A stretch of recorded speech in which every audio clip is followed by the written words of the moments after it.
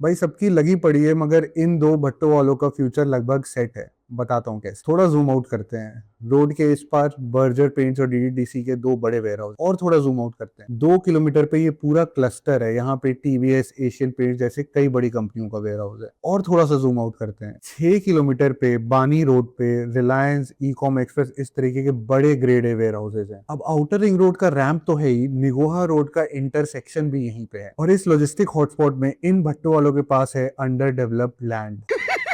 पैसा ही पैसा होगा।